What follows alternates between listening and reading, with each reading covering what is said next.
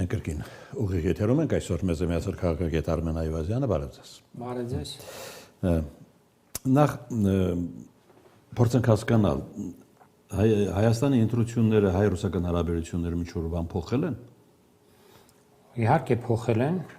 բարձ երևում է, տարբեր որոշումներ են ընդունվում Ռուսաստանում, հայկական տարբեր ապրանքներ են գնալով արգելվում, այսօր էլ Ռուսաստանի տարածքով տրանզիտն է արգելվել տարբեր ապրանքների, ինչ այդ գիտեք, այնպես որ այո, եւ առաջիկայում ԱՊՀ-ի, ՀԱՊԿ-ի եւ ԵԱՏՄ-ի վերաբերյալ ինչ-ինչ որոշումներ նույնպես ըստ երևույթին կկայացվեն։ Այսինքն Ռուսաստանը տպավորություն չէ, որ սրում է իր իրավիճակ Հայաստանի հետ հարաբերություններում։ Ոչ, ամեն ինչից դատելով այն տարբեր վերլուծաբաններից ռուսական, որոնք խոսում են միշտ համաձայնեցնելով իրենց ելույթները պետական կառույցների հետ,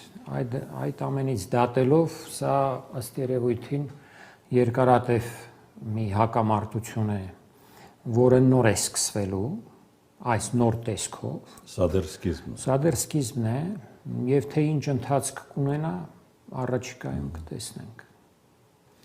Կարող ենք առանձնացնել բուն պատճառը ինչն է այստեղ։ Եթե երկու բևեռի վրա են հիմնվում ռուսական ձեր նշած քաղաքագետները կամ վերլուծաբանները, Եվրամիության հավանական անդամակցություն, մի քիչ դա ավելի թույլ վարկած է, եւ ընտրությունների վրա ազդեցություն Հայաստան։ Այդ երկրորդը պայմանավորված է առաջինով, այսինքն ընտրությունների նկատմամբ Ռուսաստանի վերաբերմունքը երբեք չի եղել շատ սկզբունքային, ինչպես նաև արևմուտքի վերաբերմունքը, եթե իր դաշնակիցն է այդ պետությունը եւ Ռուսաստանը եւ արևմուտքը սովորաբար աչք են փակում տարբեր տեսակի խախտումների վրա եւ հակառակը, եթե իր դաշնակիցը չէ, ապա շատ ավելի այսպես խոշորացույցով են նայում, իսկ այս դեպքում բնականաբար խոշորացույցով նայելու կարիք էլ չկա, քանի որ Հայաստանի վերջին ընտրություններն անցկացվել են խայտառակ խախտումներով, սա պատրվակ է ավելի շատ, իսկ բուն պատճառը իհարկե այն քաղաքականությունն է, որը որդեգրել է Հայաստանը, հայտարարելով իր դեպի Եվրոպա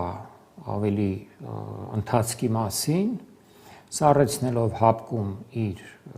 աշխատանքը, ԵԱՏՄ-ում նույնպես ոչ ամբողջ այսպես իր ներկայությունը չապահովելով, ինչպես օրինակ վերջին հանդիպմանը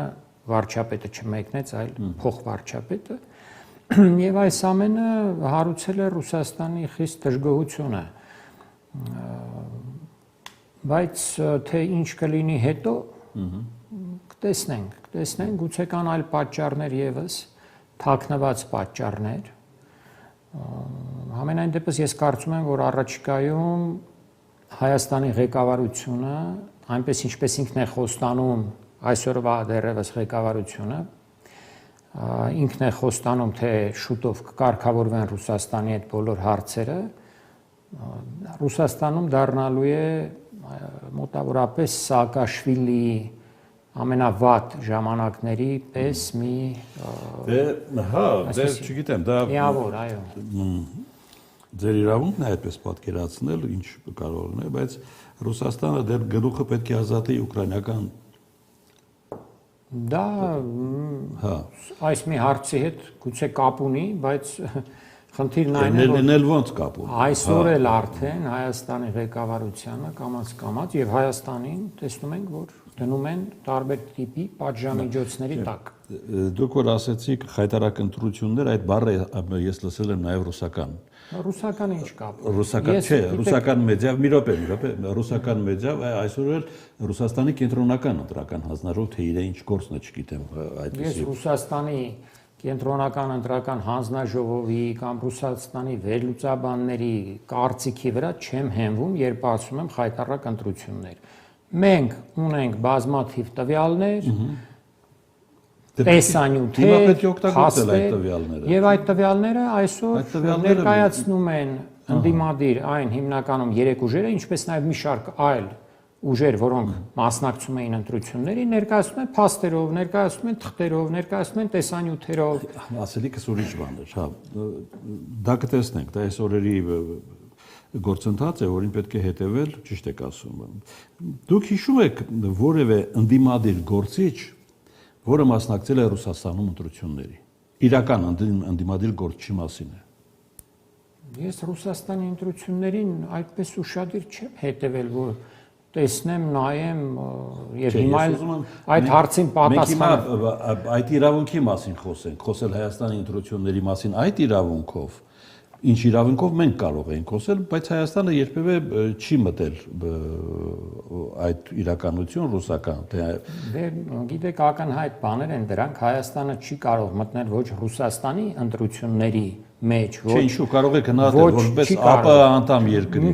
Օրինակ ԱՊՀ դիտորդները այս ընտրությունները նորմալ են գնահատել։ Տեսեք, ես ասում եմ ոչ միայն Ռուսաստանի, այլև մյուս խոշոր պետությունների ընտրություններին, այդպես չի կարող Հայաստանը միջամտել։ Իսկ Հայաստանի ընտրություններին, ինչպես տեսնում եք, կարող են միջամտել, օրինակ Եվրոպական միության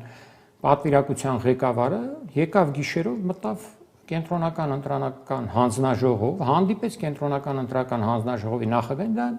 դրա իրավունքը նա չունի։ Չուներ այդ իրավունքը, չգիտեմ ես։ Իսկ դա ինչպես է պատահում, որ կարելի է Հայաստանի ընտրություններին ահա այսպես վերաբերվել նաև այն կողմից։ Լավ, իսկ ԱՊՀ դիտորդներից որևէ մեկը կարող էր մտնել կենտրոնական ընտրական հանձնաժողով։ Հանդիպում ունենալ կենտրոնական ընտրական հանձնաժողովի նախագահի հետ։ Կարող է եղել է, մենք չգիտենք։ Ես չգիտեմ, բայց դա աննորմալ երևույթ է։ Լավ, ենթադրենք Մոսկվան չի ճանաչում Հայաստանի ընտրությունները, գնում ենք առաջ։ Ինչ է դա փոխում։ Ճանաչում են մյուս բոլորը, մենք մինչև այսօր լսում ենք։ Հայաստանը Ռուսաստանի հետ կապված է հազար ու մի տնտեսական այլ կարգի կապերով։ Եթե Ռուսաստանը չի ճանաչում Հայաստանի ընտրությունները, դա նշանակում է Ռուսաստանը չի ճանաչելու Հայաստանի ղեկավարությանը որպես լեգիտիմ ղեկավարություն։ Դա իր հետ բերելու է հազար ու մի հետևանք, հազար ու մի։ Եվ հիմա մենք չենք էլ կարող թվարկել, թե ինչ հետևանքներ։ Ուղղակի հարցն այն է, ճանաչի թե ոչ։ Շատ հնարավոր է, որ ճանաչի, բայց ուշացումով, ճանաչի, բայց կորզելով Հայաստանի այսօրվա ղեկավարությունից ինչ-ինչ զիջումներ, որոնք նույնպես կարող են մեր պետության, չգիտեմ, տարբեր հարցերում, տնտեսական կարող է լինել, քաղաքական կարող է եւ այլ, չգիտենք։ Այնպես որ այս հարցերը դեռ երկար ջուր են քաշելու, այսպես հեշտ ու հանգիստ սրանք չեն Շատ լավ։ Հայաստանում գոյություն ունի, պիտի հասկանանք, քաղաքական ծանր ճգնաժամ, մինչև հիմա էլ գոյություն ուներ այդ ճգնաժամը եւ քաղաքական լեգիտիմության ճգնաժամ, բայց այս ընտրություններ կոչվածից հետո այդ ճգնաժամը սարսափելի խորացել է, որքան էլ ուզում են Փաշինյանը եւ իր թիմակիցներն ու զինակիցները այդպես ժպտալով խոսալ եւ այլն, այդպես չի իրավիճակը բոլորովին։ Եվ դա մեզ համարել է, Հայաստան պետության համարել է շատ վատ եւ բնականաբար իրենց իշխանության համար էլ ավելի վատ է։ Լավ, ճգնաժամը պետք է դրսևորումներ ունենա, ճիշտ է։ Այո։ Տեսնենք այդ դրսևորումները կլինեն թե ոչ։ Արդեն կան ամենակարևորը ժողովրդի մեջ ձևավորվել է մի մեծ հատվածի, շատ մեծամասնության մեջ ձևավորվել է այս ընտրությունների նկատմամբ կայուն, բացասական համոզմունք, որ այս երևում այդ ձևավորված համոզմունք։ Կարող եք սոցցանցերում դա դիտել, կարող եք հոդվածներում դիտել, կարող եք, չէ, իհարկե, անպայման չէ, որ ժողովուրդը հենց հիմա դուրս գա փողոց։ Դա շատ անպայման է, դա կարևոր։ 2008 թվականին հիշում եք ինչ եղավ Այն ժամանակ իրավիճակը բավականին Դա հետ ձեր ասացի նկարագիրն է։ Դա ընդդիմության ընտրած, այն ժամանակվա ընդդիմության ընտրած քաղաքականություններ, նրանք դեռևս մինչև ընտրությունները ժողովրդին իրենց հատվածին, այսպես կազմակերպել էին եւ բավականին էլեկտրիզացվել, ինչպես ասեմ, էլեկտրականացրել էին այդ զանգվածին։ Այսօրվա ընդդիմությունը բացարձակապես փողոցի հետ աշխատելու ցանկություն չի դրսևորել, ինչը ես կարծում եմ, այսօրվա ընդդիմությունը չունի այդ ցանկությունը փողոց դուրս բերել եւ այլ գումարած որ ժողովուրդը վերջին տարիներին ցանկությունը պետք է հիմնել ձեր ասած քաղաքական ճգնաժամի վրա։ Եթե այդ ճգնաժամը ընդդիմությանը չի ստիպում քայլեր անել, ուրեմն այդ ճգնաժամը գոյություն չունի։ Ոչ, դա նշանակում է, որ ընդդիմությունը այն ընդդիմությունը չէ, որը կարող է դա անել։ Հիմա ես կարծում եմ դուք քիչ առաջ որ ասեցիք նկատի ունեիք Լավրովի հայտարարությունները երեք որ հնչել էին։ Մեկը Հայաստանի, ասում է, Հայաստանի Եվրամիության եւ ԵԱՏՄ միջև ընտրության հարցն արդեն կտրուկ է դրված։ Կտրուկը չեմ հասկանում ինչ է նշանակում, էլի։ Այսինքն նշանակում է, որ գուցե առաջիկայում, առաջիկա 1 ամսում, 3 ամսում, 6 ամսում որոշումներ են այնտեղ ընդունվելու Հայաստանին այդ կառույցներից հեռացնելու, սառեցնելու կամ ինչ-ինչ այլ պատժամիջոցների մասին։ Դա առանց Հայաստանի կարող են անել։ Իհարկե։ Հա։ Ես չգիտեմ, կանոնակարգին ծանոթ չեմ Հայաստանի։ Իհարկե կարող են անել։ Մյուսը։ Տեսեք, հապկում Հայաստանը չի վճարել իր ուրեմն անդամավճարները։ 2 տարի, հա։ Այո։ Նոր իմացան, որ չի վճարում, 2 տարի է չի վճարում Հայաստանը։ Դե հիմա են Հայաստանի արչև դնելու։ Եթե իրենց պետք է, դա կանեն, այո։ Հա։ Այո։ Դա օրինակ եմ վերաբերում։ Ինչ են անելու։ Հապկից սառեցված է հիմա։ Հաջորդ քայլը ինչ են անելու։ Հապկից զրկեն Հայաստանը։ Գուցե։ Ես ուզում եմ անդրադարձը մեր վրա պատկերացնել, դա ինչ է նշանակում։ Հապկը պակաս նշանակություն կունենա Հայաստանի համար, թեև այնքան էլ պարզ չէ այս պահի դրությամբ, բայց հապկից դուրս գալը, հապկից հեռացվելը գուցե ավելի պակաս նշանակություն ունենա, քան ԵԱՏՄ-ի հարցերը, տնտեսական հարցերը, որտեղ հապկը այնպես արդյունավետ գործող կազմակերպություն չէ, շատ լավ գիտենք, պատկերացնում ենք եւ հապկի անդամները ավելի շատ Ադրբեջանի դաշնակիցներն են, քան Հայաստանի դաշնակիցներն են։ Ղազախստանը նկատի ունեմ, Բելարուսը նկատի ունեմ, Qırğızstանը նույնպես։ Այնպես որ հապկի պարագայում գուցե այդ հարվածը Հայաստանը այդքան սուր չզգա, թեև այստեղ էլ պարզ չէ, որովհետև սրանք կապված կազմակերպություններ են ինչ-որ առումով եւ հապկից հեռացվելը կամ դուրս գալը գուցե անդրադառնա անմիջապես ԵԱՏՄ-ի վրա։ Եվ հակառակը, եւ հապկից դուրս գալն էլ գուցե բերի հայ-ռուսական հարաբերությունների հետակա սրմանը։ Մենք ունենք Ռուսաստանի հետ երկկողմանի հարաբերություններ, այսինքն երկկողմանի պայմանագիր, բարեկամության, փոխօգնության, նաեւ ռազմական փոխօգնության մասին, հապկից դուրս գալը գուցե անմիջապես արդեն անդրադառնա այդ պայմանագրի կետերի վրա։ Այնպես որ խնդիրները շատ են։ Լավ։ Հիմա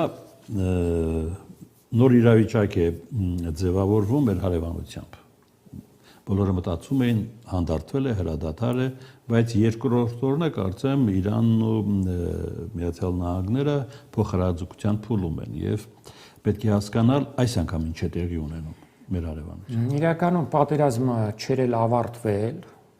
ընդամենը այսպես սառեցված, փոքր-ինչ սառեցված վիճակ էր, բայց խոսում են ուր որը կկնքեն, արդեն համաձայնություն։ Թրամփը ասում էր մեծ գործարք։ Դա Թրամփի ստերն են, Թրամփը 38 անգամ ասել է առաջիկա օրերին կնքելու ենք այդ պայմանագիրը, 38 անգամ, CNN-ը հաշվել էր, ասում էր, որպեսզի գները բենզինի եւ այլ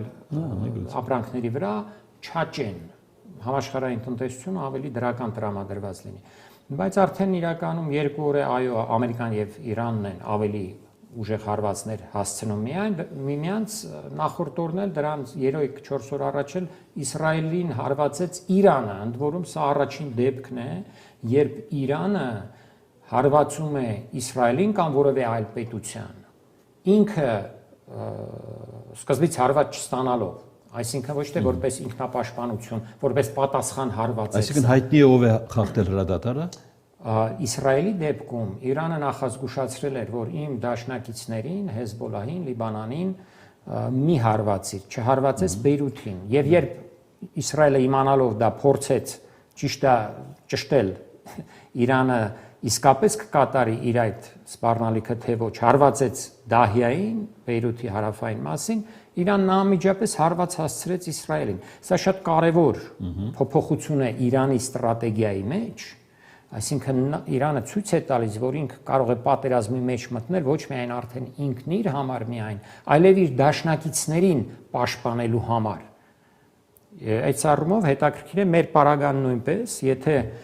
Հայաստանը օրինակի համար ավելի սերտ դաշնակցություն կնքի Իրանի հետ, ապա Իրանը Հայաստանին ել ավելի հեշտ կկարողանա աջակցել, քան օրինակ Լիբանանին, որը գտնվում է 800,000 կիլոմետր հեռավորության վրա։ Եվ այստեղ ցույց է տալիս Իրանը նաև, որ շարավիղն է մեծացնում այդ հակամարտության եւ գինն է փորձում բարձրացնել Միացյալ Նահանգների համար իր դեմ մղվող պատերազմի։ Բաբել Մանդեփի նեղուցն է փակել արդեն հուսիտների օժանդակության, որոնք նույնպես իր դաշնակիցն են, հարվածներ է հասցնում Հորդանանին, որին անցյալ պատերազմի, այսինքն ոչ անցյալ, այլ պատերազմի ասում է գալիս եմ հայտը գրավելու կղզին։ Հիմա չէ, ասում է մի որոշ ժամանակ անցել խարկը կգրավեմ եւ գուցե ամբողջ, ասում է ամբողջ Իրանի նավթային եւ գազային արդյունաբերությունն եմ գրավելու, ինչպես արեցի Վենեսուելայում, իհարկե չի կարողանալու այդպիսի դրա համար ցամաքային գործողություն։ Այո, ցամաքային գործողության համար այդ ուժերը չունի նաև երկարաժամկետ հարվածներ հասցնելու հնարավորությունը, որտեղ հիմա տեսեք ինքը ինչով է հարվածում։ Հարվածում է հրթիռներով, հատկապես, ինչպես նաև ավիացիոն հրթիռներով, բայց առաջին հերթին այդ տոմահավքներով, որոնց պաշարները խիստ նվազել են։ Մոտ 50%-ով արդեն օգտագործվել էին այդ տոմահավքների պաշարները այն 40-օրյա պատերազմի ժամանակ։ Իսկ հիմա, եթե սկսի նույն այսպես թափով կրակել, արձակել այդ հրթիռները, մի քանի օր գուցե դա հերիքի, գուցե 5 օր, 10 օր, 15 օր, բայց ոչ ավել, այսինքն 39 Իսկ ինչ օրյա։ Իրանին անսպար է հրթիռները։ Ոչ, իհարկե անսպար չեն, բայց Իրանը ունի հնարավորություն ավելի շատ հրթիռներ ունի իր մերձակա տարածքներում գտնվող Միացյալ Նահանգների դաշնակիցներին հարվածելու համար։ Մի շատ կարևոր հանգամանք եւ սրանով եզրակացնենք։ Ձեր նշած CNN-ը կարծեմ մի 2-3 օր առաջ, եթե սխալ եմ ասում ուղղակի ինձ, տվյալներ հրապարակեց Ադրբեջանի տարածքը նախորդ պատերազմի ժամանակ օգտագործելու մասին։ Ադրբեջանից էլ արձագանքեցին, հերկեցին, որ իբր չի եղել։ Այսօր Իրանը սպառնում է այն ռեգիոնալ երկրներին, ովքեր Իրանի դեմ որևէ վարկագիծ կդրսևորեն, հա, արդեն պարզ է ես ուր եմ տանում։ Հիմա այսպիսի զարգացում հավանական է։ Շատ հավանական է, հատկապես եթե իրերը ել ավելի թեժանա պատերազմը եւ Իրանը տեսնի, որ շարունակվում են գործողությունները Ադրբեջանի տարածքից, ոչ ոք չի կասկածում, որ այնտեղ իսկապես կան իսրայելյան հետախուզական ուժեր, հատուկ ջոկատայիններ, այդ ԱԹՍ-ները կան եւ այլն։ Ոչ ոք չի կասկածում, ոչ Իրանում, ոչ էլ Ամերիկայում կամ այլուր, Իրանը անպայման հարվածներ կհասցնի, պարզապես Ադրբեջանը մի տեսակ լավ այսպես կարողացել է ինքներին ապահովագրել եւ Թուրքիայի դաշնակցությամբ, եւ Պակիստանի դաշնակցությամբ, եւ նաեւ Ռուսաստանը կարծես Ադրբեջանի հետ այսպես մինչեւ այսօր փորձում է պահպանել լավ հարաբերություններ, ինչքան որ կարողանում է, թեև դա չի ստացվում։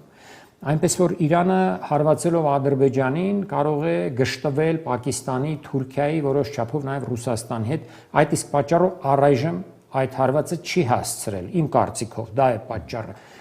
Բայց եթե պատերազմը թեժանա, անպայման կհարվածի, քանի որ Ադրբեջանից եւ իրեն ուղղությամբ են գործողություններ կատարվում, եւ գուցե էլ ավելի կարևոր է, որ Ադրբեջանից դեպի Իսրայել է հոսում նավթ, եւ Իսրայելը ստանում է իր նավթի շուրջ 50%-ը հենց Ադրբեջանից, այդ Բաքու-Ջեյհան նավթամուղով։